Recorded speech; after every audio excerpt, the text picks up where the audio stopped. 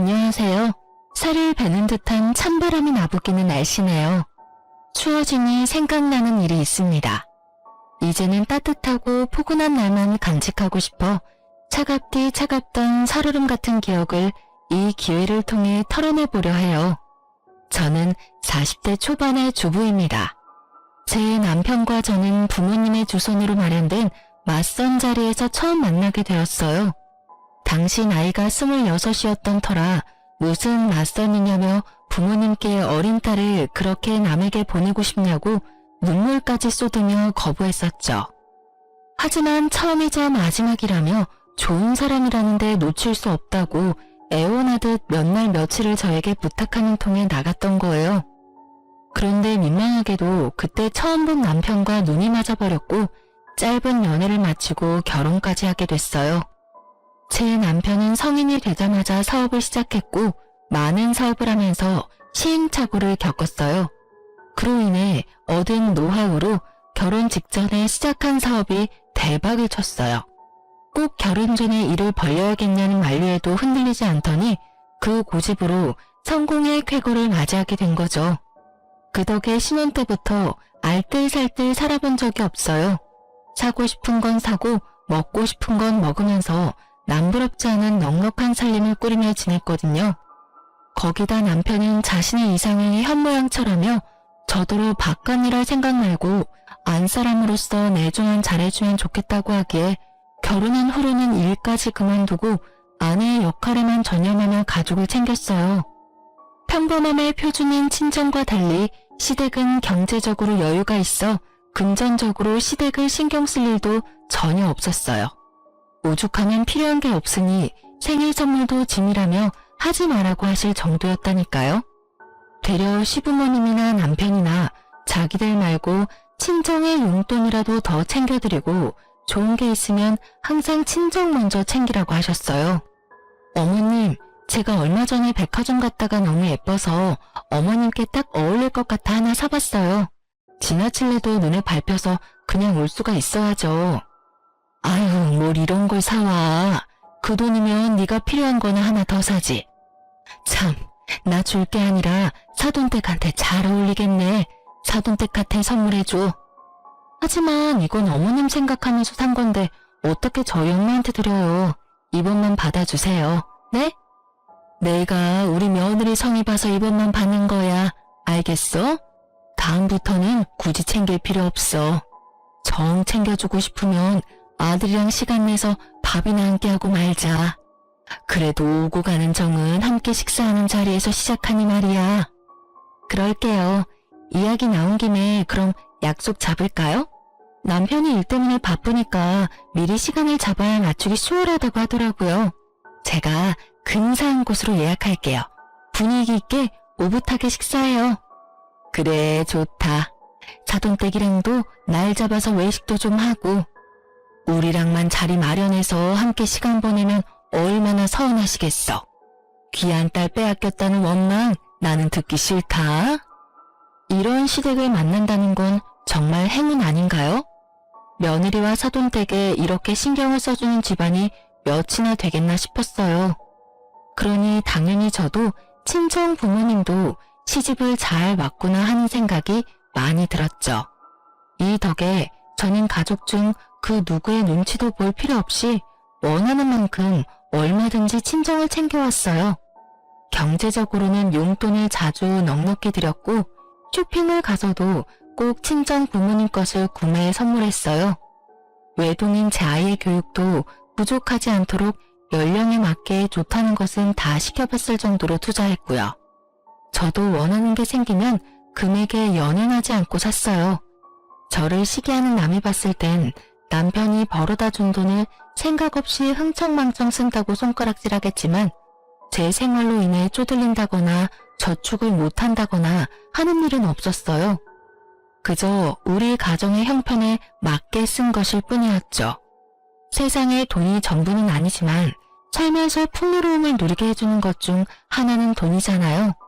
없이 사는 것보다 있이 사는 게 더 행복하다는 걸 저는 남편과의 결혼을 통해 처음으로 느끼며 이 생활에 만족하고 행복감을 느끼며 지냈어요. 하지만 인생이라는 게 모든 면에서 완벽할 수는 없더라고요. 저희 부부에게는 신혼기간 이후 마음에 쓰이는 부분이 있었어요. 바로 가족 계획이었죠. 시부모님께서 외동은 잘하는 발달 시기에도 다 큰 성인이 된 후에도 많이 외롭다며 꼭 자녀는 2명 이상 낳아야 한다는 주의였어요. 남편과 저도 같은 생각이라 자녀 계획을 2명을 낳기로 이야기했고요. 그러나 첫째를 낳은 이후 아무리 노력해도 새 생명은 저희 부부에게 닿지 않았어요. 첫째가 2살이 되었을 무렵부터 남편과 둘째를 임신하기 위해 건강관리도 하고 식습관까지 신경 쓰며 온 정성을 쏟았지만 쉽지 않았죠.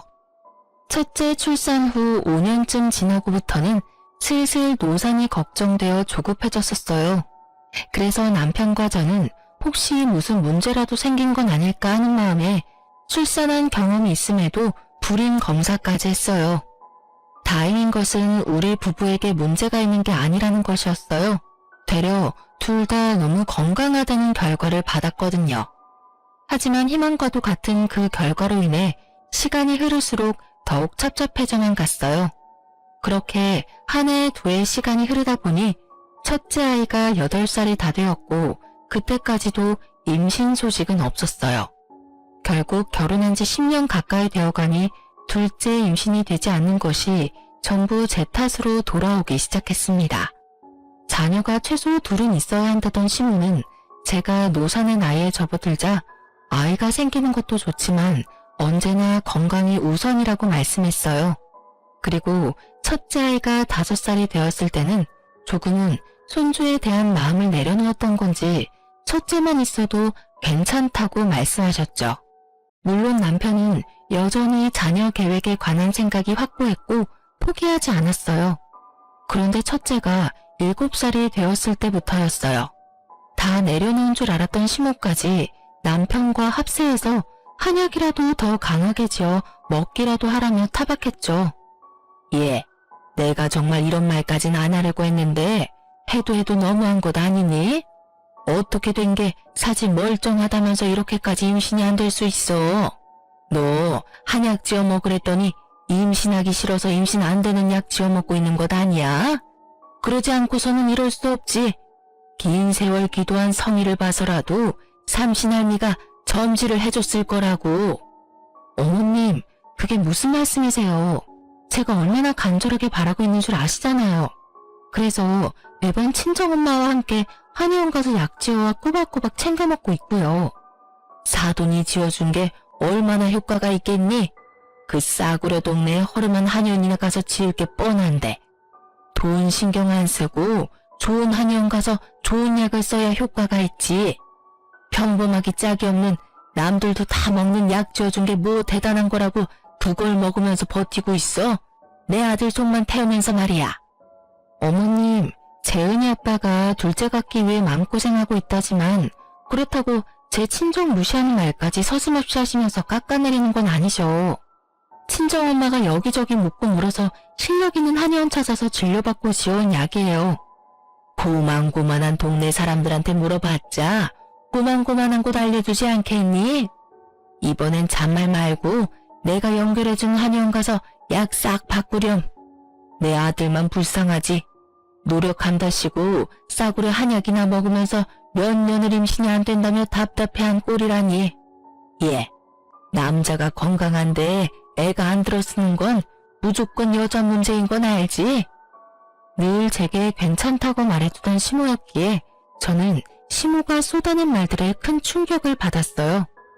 오래 알고 지낸 만큼 서운함을 넘어 배신감과 같은 감정이 몰아칠 정도였죠. 저는 그런 시모에게 아무리 친정이 경제적으로 조금 기운다고 해도 그렇게 대놓고 무시하는 말을 하는 게 맞는 거냐고 따졌어요.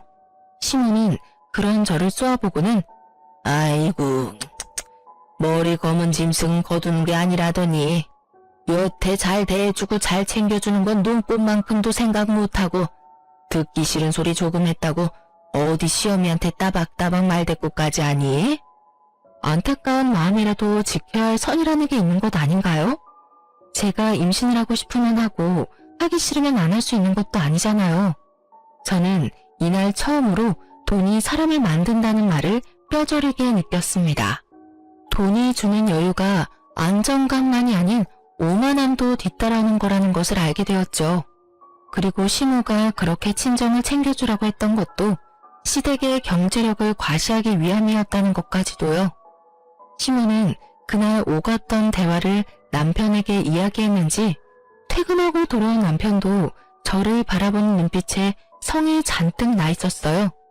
한참을 말을 아끼며 눈알을 굴리던 남편은 더는 못 참겠다며 다 차려놓은 밥상 앞에 앉아서는 저를 쥐잡듯이 잡아댔죠. 당신 엄마랑 오늘 한바탕 했다며? 엄마가 오죽 속상하면 나한테 전화까지 와서 하소연을 해. 어머님께서 뭐라고 말씀하셨는지는 모르지만 오늘은 어머님께서 선을 넘었다고요. 그러지 않고서야 아랫사람인 내가 목소리를 높였겠어? 전후 사정도 모르면서 어머님 말씀만 듣고 와서 나한테 큰 소리 치지 마요. 우리 엄마가 선을 넘고 말고 할 게 뭐 있어. 둘째가 안 생기니까 걱정되고 안타까운 마음의 한 말을 당신이 오해한 거겠지. 좋은 곳 가서 좋은 약 지어 먹으라는 게 엄마한테 대들 문제야? 당신이 조금 더 너그러웠어야지. 내 부모 모욕하는 시어머니한테 내가 얼마나 더 너그러웠어야 하는데? 당신도 지금 당신 엄마니까 무조건적으로 어머님 편드는 거잖아. 엄마가 장인 장모님 모욕할 일이 뭐 있어? 매번 당신한테도 나한테도 본인들 챙기지 말고 장인어른이랑 장모님 먼저 챙기라는 분이라는 거 알면서 그냥 당신이 수틀렸거나 괜한 자격지심 챙겨서 대든 거 아니야? 뭐? 내 엄마가 딸 생각하는 마음으로 수소문에서 찾아갔던 한의원이고 몸에 좋은 것 하나라도 더 넣어준 한약을 싸구려라고 폄하한 건 어머님이야. 그게 내 부모를 생각하는 분이 할 말이야? 돈 좀 있으니까 평범한 우리 집을 무시하는 거지. 당신 집안이 우리 집안보다 경제적으로 기우는 건 사실이잖아. 무시를 한 게 아니라 팩트를 말한 거지. 내일 당장 엄마한테 무례하게 군 거 사과드려. 어떤 이유에서든 엄마 이겨보겠다고 버릇없이 행동했잖아, 당신. 결국 무작정 자신의 엄마라고 시모가 다 맞고 내가 잘못 행동했다는 남편과 2차로 큰 말다툼이 오갔어요. 친정 부모님을 모욕한 시모에게 사과하라는 말도 모자라 시모가 연결해준 한의원까지 감사한 마음으로 다녀오라고 강요까지 했고요. 남편의 말 한마디 한마디가 다 저의 신경을 긁는 말뿐이었어요. 불같이 화를 쏟아내고 싶은 마음이 굴뚝 같았지만 둘째 임신이 미뤄지면서 생긴 갈등이라 여기며 못난 시모와 남편과 같은 사람은 되지 말자 몇 번이고 되뇌면서 참았네요. 한약 지어 먹는 일이 뭐 큰 사달이라고 일을 여기서 더 키우나 싶은 생각도 들었고요. 그로부터 며칠 뒤 저는 시모가 소개해준 한의원을 방문했어요. 시모가 당신 눈으로 꼭 가는 걸 확인해야겠다며 같이 가자고 성화했지만 저는 극구 사양하고 혼자 방문했어요. 그냥 단순히 약만 지우면 될 일이었지만 저도 저대로 생각해둔 게 있어 시모가 오면 조금 곤란했거든요. 뭐 때문이냐고요? 시모가 연결해준 한의원에 방문 예약을 한 날 저는 친정엄마와 함께 다녀왔던 한의원에 연락해서 지어온 한약 성분을 적어두었어요. 그리고 시모가 알려준 한의원에 가서 진료를 볼 때 이미 한약을 먹고 있으며 조금 더 첨가하는 정도로만 해서 추가로 지어달라고 요청했거든요. 한의사분께는 이 사실을 시댁에 비밀로 해달라고 간곡히 부탁드렸고요. 저 역시 시모는 물론 남편에게까지 구구절절 이야기하지 않았어요. 그냥 잘 다녀왔고 좋은 약으로 새로 지어왔다고만 말한 뒤 약을 받은 것까지 확인시켜 드렸어요. 그제야 이 갈등은 일단락이 되었죠. 그 뒤로 한동안 저는 친정엄마와 시모가 알려준 한의원 모두 방문하며 같은 약을 똑같은 방식으로 매번 지어 먹었어요. 엄마의 정성도 너무 소중했고 시댁과의 갈등을 또다시 만들고 싶지 않아 선택한 방법이었어요. 제 마음 편하자고 한 행동인지라 지금 생각해봐도 번거롭긴 했지만 나름 제 방식으로 잘 대처했다 생각이 드는 건 어쩔 수 없네요. 이 방법으로 한약을 지어 먹은 지 반년쯤 지났어요. 다행히 그 기간 동안 시댁이나 남편과의 마찰은 없었고요. 반년이란 시간 동안 한약도 잘 챙겨 먹고 매달 가임기를 놓치지 않고 잘 계산해 숙제도 꾸준히 했거든요.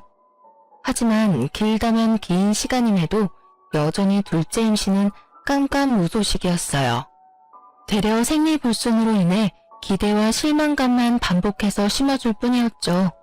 결국 저는 시댁에 완전히 찍혔어요. 시모는 이렇게 정성을 들였어도 소식이 없는 건 남편과 저 사이에 더는 아이가 없는 게 뻔하다며 삼신할미가 점지해줄 생각이 없는데 돈 낭비, 감정 낭비해서 뭐하느냐고 하더라고요. 남편도 이제 포기라며 이 정도 했으면 생겼어도 진작 생겼어야 한다고 제게 혹시 자기 몰래 피임을 했던 건 아니냐는 말까지 했어요. 그리고 그 시기를 기점으로 남편이나 시부모님이나 저를 거들떠보지도 않았어요. 아니, 저를 향한 무시가 날로 심해져 갔다는 표현이 더 정확하겠네요. 시모는 떡하면 저를 시댁으로 불러서는 밖에 나가 일을 하는 것도 아니고 이제 임신 준비를 핑계로 몸살일 필요도 없지 않냐며 갖은 집안일을 시켜댔어요. 심지어는 날이 추워지니 기력이 쇠해지는 것 같다며 저더러 3일 동안 푹 고아서 곰탕을 만들어 오라는 둥. 컨디션이 안 좋으니 첫째 아이를 친정에 맡기고 시댁에 들어와서 나흘만 자기 대신 집안 관리도 좀 하고 시부모님 식사 준비도 좀 하라고 명령까지 했어요. 한 번은 시모가 친구들과 해외여행을 5박 6일로 다녀온 적이 있어요. 그때 제가 틈틈이 시댁에 가서 시부의 식사를 챙겼고요. 그런데 해외여행을 마치고 온 시모가 시댁에 도착하자마자 제게 전화해서는 성을 내는 거예요. 시모의 말에 저는 잠자코 듣고 있어야 하나 싶은 생각이 들 정도로 어이가 없었어요. 시모가 제게 화를 낸 이유는 정말 말도 안 되는 내용이었거든요. 당신이 해외여행을 갔다 돌아오는 날이면 시댁에 와서 자기를 맞이해야 하는 것 아니냐는 거였죠. 자기가 멀리 다녀왔으니 힘들 걸 생각해 자신의 짐을 정리해줘야 한다면서요. 결국 저는 참지 못하고 시모에게 한 소리 해버리고 말았어요. 예, 넌 눈치가 없는 거니? 아니면 내 성질을 돋우고 싶은 거니? 시험이 내가 멀리 해외까지 다녀왔으면 도착할 시간에 맞춰 시댁에 와 있어야지. 내가 이런 것까지 알려줘야 하니? 둘째 임신 때문에 금이아오기 할 땐 몰랐는데 왜 이리 생각이 없는 건지. 어머니, 제가 마중 나간다고 연락드렸을 때는 싫다고 하셨잖아요. 그런데 갑자기 연락 주셔서 왜 화를 내시는 거예요? 네가 공항까지 나오는 게 싫은 거지. 친구들이랑 있는데 임신도 못하는 며느리 뭐가 자랑이라고 부르니? 내가 싫다고 했으면 시댁으로 넘어와 날 기다리고 있어야지. 내가 싫댔다고 와보지도 않아? 이제 어머님 오늘 오시면 힘드실 것 같아 냉장고에 반찬이랑 국 끓여 넣어놨으니 따로 찾아뵙지 않았던 거죠. 괜히 제가 가서 뚝딱거리면 어머니 쉬시는 데만 방해만 되기도 하고요. 얘 봐라. 나 위하는 척 포장하는 것 좀 봐. 네가 반찬이랑 국 끓여 넣어뒀으면서 와서 상 차려줄 생각은 왜 못하니? 그리고 쉬는 거야. 방에 들어가 쉬면 그만인데 그 핑계를 대? 네가 와서 내 짐도 좀 치우고 네 시부모 밥상도 좀 차리고 그럼 좀 좋니? 결혼한 지가 몇 년인데 그런 눈치도 여지가 없어? 어머님, 저희 집이랑 어머님 댁이 걸어가면 달 가까운 거리도 아니고요. 제가 왜 어머님 여행 다녀온 짐을 치우러 가야 해요? 저는 지금 어머님 말씀이 이해가 안 되네요. 지금 장난하니? 멀리서 온 시어미 위해서 와서 좀 거들라는 게 뭐가 이해가 안 돼? 하기 싫으니까 말대꾸나 해대고 말이야. 집에서 매일 놀고 먹는 게 입만 살아서는 네 남편이 벌어온 돈으로 호의호식하면서 지내면 시부모인 우리한테 잘해야 할 것 아니야? 어머님, 잘해드리는 것과 종처럼 부리는 건 다른 것 아닌가요? 여행 기간 동안 버스로 1시간씩 오가며 하루에 2번씩 가서 아버님 식사 챙겨드리고도 제가 그런 말을 들어야 하는 이유가 없는 거죠.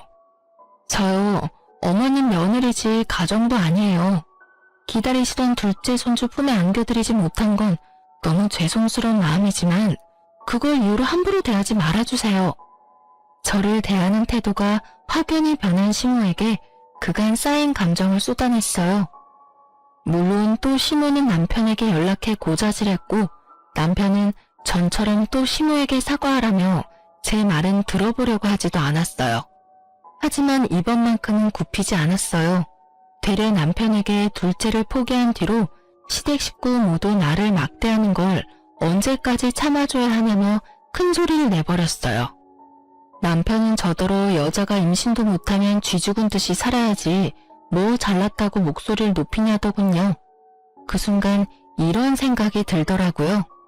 남편 같지도 않은 인간한테 뭐 바라는 게 있다고 이렇게 감정 소비를 하고 있는 걸까? 저는 그날 이후 남편과 시모와는 말을 섞지 않았어요. 물론 남편과 말 한마디 하지 않고 지낸다는 건 어려웠지만 저는 최대한 단답식으로 대답하는 정도로 대꾸해 대화를 이어가지 않았죠. 그렇게 지내기를 한 달 반쯤 지났을까요? 몸이 좀 이상한 것만 같았어요. 아랫배 통증에 하열 증상까지 보여 부인과에 가서 검사 받아보게 되었어요. 검사 결과가 나온 날 저는 청천벽력 같은 소식을 듣게 되었습니다. 제가 자궁 내막암에 걸렸다고요. 젊은 사람들은 나이 든 노인들과 비교했을 때 건강면에서 차이가 나 암이 훨씬 빨리 퍼진다는 말을 들었던 적이 있는데 임신을 위해 건강 증진 한약을 먹고 있었던 게 문제였던 걸까요? 암이라는 사실을 알게 되었을 땐 이미 다른 부위까지 전이된 후였어요. 한시가 급한 상황까지 와버린 후라 어떤 방식으로 치료할지에 대한 선택권조차 없었어요. 결국 저는 짧은 시간 안에 자궁 절제술까지 하게 되었어요. 다른 암에 비한다면 어쩌면 수술 후 경과도 좋았고 또 생명에 지장도 없었으니 천운이었다 여겼지만 그럼에도 참 힘든 시간을 견뎌야 했죠. 그렇게 고생 끝에 건강이 좋아졌지만 이럴 거면 차라리 포기하는 게 나았을지도 모르겠다는 생각이 들 정도로 마음이 힘들어졌어요. 수술 후 저는 시댁에서 완전 찬밥 신세가 따로 없었죠. 시댁 식구들은 제게 자궁까지 뗐는데 여자가 맞는 거냐며 남자도 여자도 아닌 몸이 되었다는 모욕에 모멸감을 느껴야 했어요. 심지어 남편까지도 저를 챙겨주기는커녕 시댁 식구들과 한편을 이루어 저의 모든 것을 깎아내리는 부정적인 말들만 쏟아냈어요. 그리고 늘 다 늦은 새벽이 되어서야 집에 들어와서는 정말 잠만 자고 나갔고요. 잘 때마저도 저와 살다는 것도 싫다며 저를 아이 방으로 내쫓고 혼자 안방을 차지하고 잤어요. 시모는 이 상황이 신나기라도 하는지 매일을 제게 찾아와 듣기 거북한 말들만 해댔습니다. 집안에 여자가 잘못 들어오면 3대가 망한다더니 내 아들이 젊은 나이에 여자 같지도 않은 널 평생 데리고 살아야 하는 게 말이 되니? 어머님, 제발 그만 좀 하세요. 남편이 아팠어도 그렇게 말씀하셨을 것 같으세요? 도대체 제가 뭘 그리 잘못했다고 아픈 제게 찾아와서 이러는 건데요. 아픈 게 잘못인가요? 네? 그럼 아픈 게 자랑이니? 건강히 애 낳으라고 비싼 한약까지 따박따박 지어 먹여놨더니 가즈라는 애는 안 갖고 암덩어리를 키운 너를 뭐 예쁘다고 격려한다니? 넌 지금 내 아들한테 소방 맞아도 이상하지가 않다는 건 몰라? 옛날 같았으면 쫓겨나도 꼴백 번은 쫓겨났어. 그럼 제가 나가기라도 할까요? 예? 그렇게 못마땅하시면 제가 재은이 데리고 나갈게요. 그럼 되는 거죠? 어머님께서 원하시는 게 그거라면 제가 이 집에서 나간다고요. 어머 얘 봐라. 시어머니 앞에서 못하는 말이 없네. 내 아들이 벌어다 준 돈으로 암도 뗐으면 내 아들을 어떻게 내줘할지를 박 터지게 고민해야지. 듣기 싫은 말 좀 했다고 이렇게 시어머니 머리 위에서 놀려고 해? 그렇게 기다리던 애 임신도 못하고 거기다 평생 임신이라고 못하게 다 떼놓고 뭐 잘났다고 듣기 싫은 말 좀 했다고 큰소리야? 매번 의미 없이 이런 대화 같지도 않은 대화를 하며 힘을 빼야 했어요. 수술 후 몸도 마음도 편히 쉰 적이 없었어요. 그렇게 제 삶은 그렇게 점점 피폐해졌고 우울증까지 심해져 갔어요. 아마 제 아이가 아니었다면 이미 모든 것을 내려놓았을지도 모릅니다. 암 치료를 한 지 1년이 조금 더 넘었을 때까지도 남편과 시모가 닥달하는 일은 멈추지 않았으니 말이에요. 제 아이가 제가 변하는 모습을 보고 제 속내를 느끼기라도 했는지 시모와 남편이 저를 괴롭히는 걸 직접적으로 본 적도 없는데 어떻게 알았는지 항상 자기 전에 제게 엄마는 나한테 너무 소중한 사람이야. 그러니까 힘내 엄마. 내가 많이 사랑해. 라며 속삭여 주었어요. 아이가 해주는 이 따뜻한 한마디가 제 버팀목이었고 이 아이 덕분에 그 모진 시간을 보내면서도 숨쉬며 살 수 있었어요. 그런데 시댁과 남편의 멸시를 끝낼 모든 것에 종지부를 찍을 사건이 터지고 말았습니다.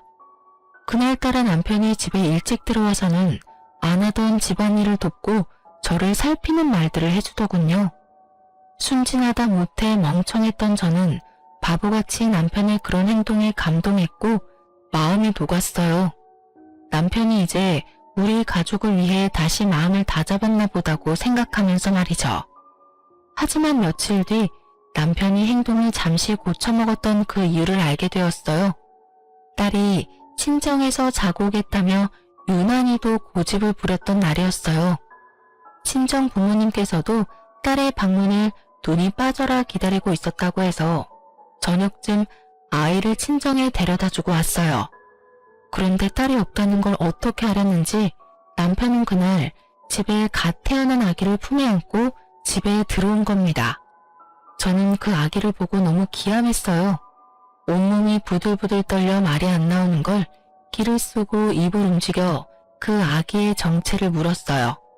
그런데 남편은 눈 하나 깜짝 안 하고 이렇게 말을 하더군요. 당신은 매번 상황 파악이 느려서 문제야. 딱 보면 몰라? 내 피가 섞인 내 아이. 뭐라고? 당신 지금 뭐라고 말했어? 다시 말해봐. 뭐라고? 성가시게 왜 2번 말하게 해. 내 피가 섞인 내 아이라고. 그러니까 내 집에 데려오지. 아니면 왜 데려왔겠어? 당신 지금 그걸 말이라고 하는 거야? 당장 데리고 나가. 당장. 야, 여기 내 집이야. 내 돈으로 사니까 이게 다 네 것 같냐? 어차피 너 이제 여자도 아니잖아. 네가 임신을 못하니 별 수 있냐?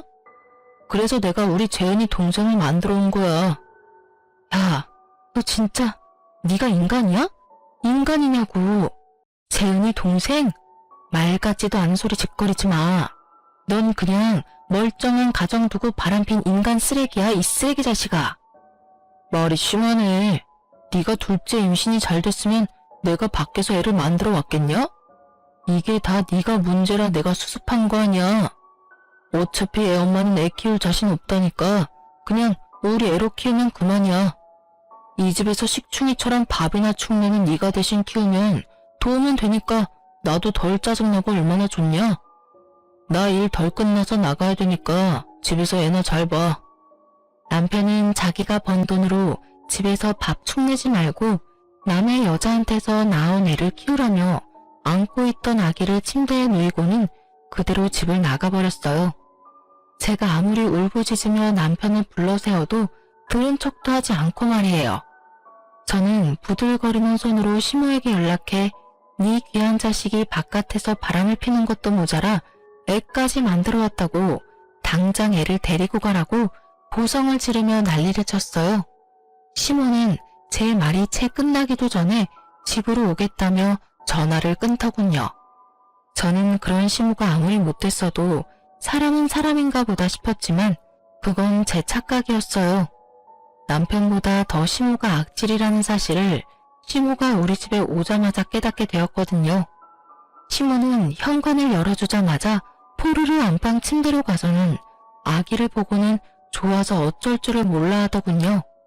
아기가 잠든 후에야 나와서는 제게 하는 말이 가관도 이런 가관이 없었어요. 전화로 하도 난리를 피워서 오긴 왔다만 도대체 뭐가 문제라고 이 난리니? 네가 네 아들이랑 살면서 그동안 쓴 돈을 좀 생각해봐라. 결혼하고 지금껏 네 친정이 쏟아부은 돈이며 네가 쓴 돈까지 전부 갚으며 산다고 생각하면 되는 것 아니니? 그게 말이 된다고 생각하세요? 바람핀 것도 모자라 남의 여자가 낳은 아이를 제가 도대체 왜 키워야 하는데요? 어머님도 재은 아빠도 진짜 사람도 아니네요. 양심이라는 게 없어요? 지금 그걸 말이라고 짓거리시냐고요. 예, 목소리 낮춰. 우리 둘째 깨면 어쩌려고 이래? 네가 내 아들 돈 쓰며 편하게 지냈으면 너야말로 양심 있으면 입 닫고 조용히 애나 키우며 살렴. 이혼당하고 싶은 거 아니라면 말이야. 제가 왜 제 애도 아닌 아이를 키워요? 제가 머리에 총 맞았어요? 제가 몸이 아픈 거지 머리가 어떻게 된 줄 아시냐고요.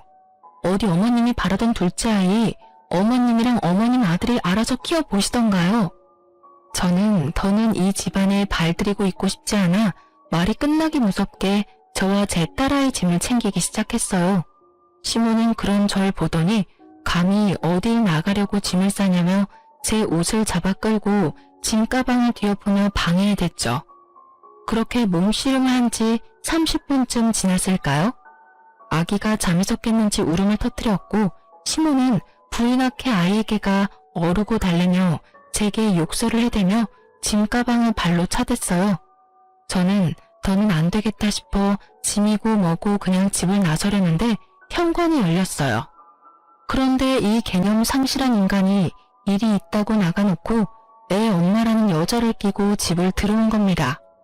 저는 그 정신 나간 것들을 보자마자 눈이 뒤집혀 노발대발을 하며 남편의 머리채를 잡았어요.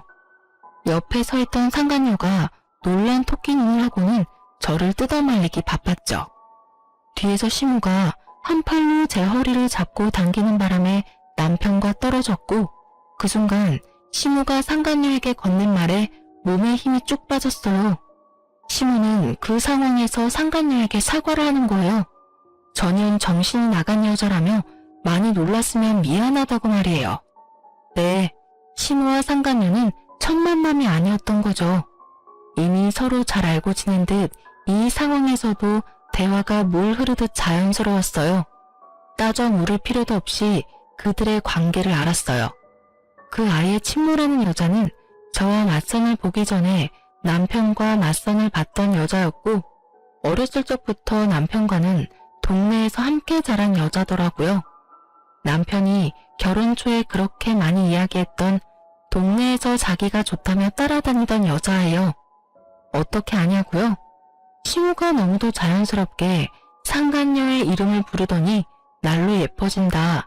애를 낳고 나니 이제 성숙한 얼굴이 도드라진다. 이렇게 말하더니 모를 수가 있나요? 둘째 아이를 임신한 건 셋이서 작당 모의에 만든 결과였던 거예요. 상간녀가 넋이 빠진 제게 한 말을 듣고 바로 알 수 있었죠. 언니, 아니, 뭐라고 불러야 하나? 좀 어렵네. 아무튼 이런 상황 유감이네요. 사실 5년 전부터 오빠랑 진지하게 만나기 시작했는데 이렇게 애까지 생겨버렸어요. 난 지우려고 했는데 오빠 어머니가 간곡하게 부탁하셔서 어쩔 수 없었어요. 언니는 애도 못 낳게 되셨다면서요? 그냥 언니 애라고 생각하고 잘 키워주세요. 엄마라고 애 찾을 일은 없을 거니깐요. 넌 뭘 그런 걸 다 설명하고 있어. 그냥 조용히 우리 애나 잘 키워줄 가정부라 생각하면 그뿐인걸. 그래, 저 정신 나간 것이 지금은 저래도 이미 돈 쓰는 맛을 알아서 좀 지나면 입 다물고 애나 돌보면서 살 것 뻔한데 구구절절 입 아프게 설명할 필요 없다. 그거 말곤 쓰임도 없는데 양심 있으면 좀 난리치다 말아야지. 상간녀 앞에서 결혼식까지 치른 며느리를 하대하는 걸 듣고 정말 머리에 핀이 하나 빠진 느낌이 탁 들더니 그 뒤로 정말 미치기라도 한 듯 시무와 상간녀 앞에서 남편의 얼굴을 마구 내리쳤어요. 저를 붙잡고 뭐 하는 거냐며 다시 뜯어말리기 시작한 시무의 머리채까지 잡았어요. 육탄전도 이런 육탄전이 없었죠. 시무와의 육탄전은 남편과 상간녀가 뜯어말려 간신히 떨어졌고 저는 산발머리를 한 채로 안방으로 가 남편의 짐을 대충 가방에 우겨놓고는 복도에 집어던져 버렸어요. 그리고 이 집에서 당장 나가지 않으면 경찰을 부르겠다며 고성을 쳤죠. 그러니 남편이 기가 찬다는 표정을 하고는 자기 집이라며 나갈 거면 저더러 나가라고 남편도 소리를 치며 억지를 부리더라고요. 그런데 시끄러운 소리에 옆집 사는 이웃이 나와 자꾸 저희 집을 기웃대기 시작하더니 그제야 눈치가 좀 보였는지 남편은 저를 향해 재수가 없다며 침을 찍 뱉고는 내일 다시 얘기하자며 아기와 불륜녀, 시모까지 모두 데리고 돌아갔어요. 그날 저는 인생에 처음으로 포효하며 눈물을 쏟아냈습니다. 사실 남편이 생각보다 순순히 집을 나간 이유가 있어요. 옆집 이웃의 눈치도 보였겠지만 우리 집은 결혼할 때 친정 부모님이 기죽지 말라면서 모은 돈을 탈탈 털어준 집이었어요. 처음 신혼집을 알아볼 때 남편은 돈을 더 보태 더 좋은 집에서 살자고 했었지만 제가 극구 반대했어요. 남편의 돈을 더 보태면 부모님이 해준 집의 의미가 희해질 것만 같았거든요. 남편은 이 집이 좁다며 불만을 표현했지만 제게는 더없이 크고 값진 집이라 너무 소중했어요. 그래서 결혼 생활 동안 이사갈 기회가 생겼을 때도 절대 가지 않겠다고 버텼어요. 저는 울며 불며 밤을 꼴딱 샜고 해가 뜨자마자 준비를 하고는 이혼 소장을 접수한 뒤 바로 부동산에 가서 집을 내놓았어요. 그리고 집에 있는 저와 아이의 짐을 챙긴 뒤 친정으로 넘어갔습니다. 친정에서는 이 모든 사실을 알고는 제가 그간 용돈이라며 드린 돈을 차곡차곡 모아둔 통장에서 돈을 인출한 뒤 시댁에 찾아가 시모의 면상에 던져버렸어요. 다시는 제게 연락도 하지 말라면서 말이에요. 그 후 저는 친정에 지내며 이혼소송과 아이에게만 집중하며 지냈고 결국 이혼소송에서 승소했습니다. 거기다 전남편의 재산까지 공평하게 나눠 가지게 됐어요. 전남편의 부적절한 행동으로 양육권도 무리 없이 가져올 수 있었던 게 그나마 다행이었던 것 같아요. 애 욕심 많은 이전 시모와 전남편이 첫째 아이를 데리고 가려고 이를 갈았거든요. 하지만 이렇게 모든 관계가 정리되지 않았어요. 전남편과 전시모는 악질 중 악질이니까 너무 당연히 저를 끝까지 물고 뜯으며 늘어지길 반복했어요. 전남편은 결혼 생활 동안 제가 경제활동을 단 한 번도 한 적이 없고 오직 자신이 벌어온 돈으로만 호의호식하며 지냈으니 재산을 나눌 수 없다고 소송을 걸어왔어요. 그런데 이래서 인생은 알 수 없는 거라고 하나 봐요. 전남편이 건 소송에서 되려 전남편이 찍소리도 못하는 상황이 생겼으니 말이에요. 재산을 나누지 않는 대신 제가 주부로서 긴 세월을 가정 속에서 희생한 노동의 값을 지불할 수 있겠느냐고 판사가 물었어요. 그러면서 바깥에 나가 돈을 번다는 명목으로 집안을 돌보지 않은 남편에 대한 태도를 책망했어요. 그 덕에 저는 이혼 위자료의 전남편의 재산까지 이혼하면서 챙길 수 있는 것은 모두 챙긴 뒤 이혼을 마칠 수 있었습니다. 하지만 이걸로 그간 제가 당한 수모가 사라지겠어요? 저도 크게 한수를 두었어요. 전남편이 운영하던 잘 나가는 사업을 망하게 만들었답니다. 어떻게 그럴 수 있는지 궁금하시죠? 실은 친오빠가 전남편과 선후배 사이입니다. 맞선도 부모님께 친오빠가 전남편을 소개해서 자리를 마련하게 된 거고요. 결혼 후 제가 아프기 전까지만 해도 제가 이전 시댁과 전남편에게 당한 무시를 그 누구에게도 말한 적이 없기에 전남편과 친오빠의 사이는 좋은 편이었어요. 그래서 이전에 친오빠가 몇 번이고 전남편의 사업에 투자를 했었죠. 그런데 전남편의 부적절한 태도를 친오빠에게 모두 알렸어요. 그리고 오빠에게 부탁했죠. 전남편의 사업에 투자했던 투자금을 회수해달라고요. 친오빠는 이 사실을 알자마자 투자금 전액을 회수했어요. 전남편은 끝까지 뻔뻔했어요. 저와 우리 가족을 찾아와서는 사업이 망해 다 죽게 생겼다며 자기를 한 번만 살려달라 구걸하더라고요. 이전 시모까지 어떻게 알았는지 찾아와서는 회수했던 투자금을 다시 투자해 주라고 하고요. 그런데 애원하는 사람이 맞나 싶을 만큼 뻔뻔하게 요구해댔어요. 예, 우리가 그래도 함께한 세월이 얼마인데 이렇게까지 무섭게 할 필요가 뭐 있니? 그래도 재은이 아빠인데 망하는 꼴을 꼭 봐야 속이 시원하겠니? 재은이 아빠라니 말이 우습네요. 다른 여자한테서 자기 동생이랍시고 애를 낳아왔다는 걸 재은이가 알면 아빠 취급이나 해주겠어요? 왜 이혼했는지 낱낱이 밝히면 제 아이가 가슴이 미어지다 못해 곪을까봐 그나마 말하지 않은 거라고요. 시댁 식구 중에 재은이 생각하는 사람이 단 한 명이라도 있었으면 이런 파탄까지는 안 갔겠죠. 재은이 생각을 해서 둘째를 만든 거지 외동이 얼마나 외로운지 모르니? 그리고 설령 자기 애비가 그런 짓을 했어도 아빠라는 건 변함없는 거야. 자기 아빠가 다 망한 모습 보면 재은이는 얼마나 상심이 크겠니? 왜 엄마라는 것이 그런 생각 못해? 복수의 눈이 멀어서는.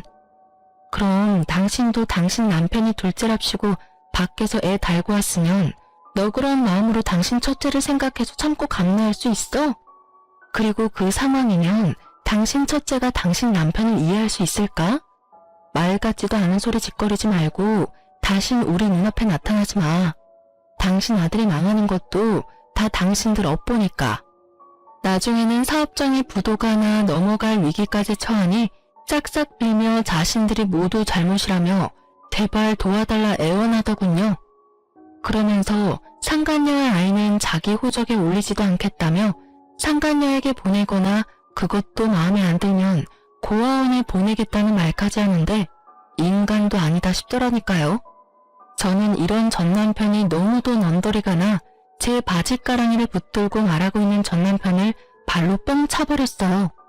그 후에도 몇 번이고 찾아와 애걸복걸하는데 저나 우리 가족 모두 이미 그놈들에게 질릴 대로 질린 후라 듣는 신용조차 하지 않았어요. 친오빠는 인간도 아니라며 상종도 하지 않았죠. 전남편의 사업은 결국 제대로 망했고 갈 곳도 없어 시댁에 들어가 지내게 되었더군요. 상간녀는 전남편이 망해 볼품없어지니 바로 돌아섰나 보더라고요. 아기까지 시댁에 두고 자취를 감춘 바람에 전 시모가 그 나이에 아기를 돌보는지 제게 몇 번 더 연락이 왔었어요. 자기 아들이 맘고생이 너무 심하다고 자기도 그 나이에 육아를 하니 여기저기 성한 곳 없어 힘들다며 충분히 반성하고 있으니 다시 돌아오면 안 되겠냐고요. 다시는 그런 천대하지 않고 떠받들고 지낼 테니 제발 와달라고 하길래 저는 전 시모에게 다 끝난 마당에 자존심도 없느냐고 찌질하게 그러지 말고 그렇게도 챙기던 자존심 지금도 좀 챙기라며 이런 연락 다신 받아줄 일 없다고 딱 잘라버렸네요.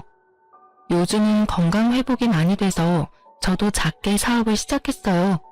그 누구의 도움도 없이 제 힘만으로 뭔가 해보고 싶다는 생각이 들었거든요. 물론 아직 엄청난 성과가 있는 것은 아니지만 그래도 아이와 저 둘이 먹고 살 만큼은 벌기 시작했어요. 최근에는 어느 정도 자리도 조금씩 잡혀가고 있어요. 친정 부모님과 함께 지내며 여전히 도움도 받고 있지만 이제 저도 제 능력껏 도움도 드리면서 그렇게 제가 사랑하고 저를 사랑해주는 사람들만을 오롯이 챙기며 지내는 중이랍니다. 이 일을 겪은 후 느낀 것이 참 많은데 그 중에도 하나 꼽아보자면 우리에게 주어진 인생 속에서 사랑을 주기만도 부족한 시간이라는 것인데요. 그래서 사랑만 하며 지내기도 부족한 제 인생 시간을 미움, 원망이라는 감정으로 채우기에는 너무 아깝다는 걸 느꼈어요. 그래서 지금 평범한 생활을 하면서 느끼는 이 소소한 행복과 기쁨들로 제 하루를 정돈하려고 노력 중입니다. 여전히 제게 시리도록 차가운 기억을 남긴 그 시간들 속에는 증오라는 감정이 서려 있을지 모르지만 그때에 머물러 있기보단 앞으로 체험을 살아가는 저 자신이 될 수 있도록 언제나 기도하고 응원하며 지내고 있어요. 그러니 제 사연을 들어주시는 많은 분께서도 속 시원히 막말도 대차게 한번 해주시면서 그저 재미난 이야기라고 기억해 주시면 감사하겠습니다. 소소한 행복이 가득한 날 되시길 바라며 마칩니다. 감사합니다.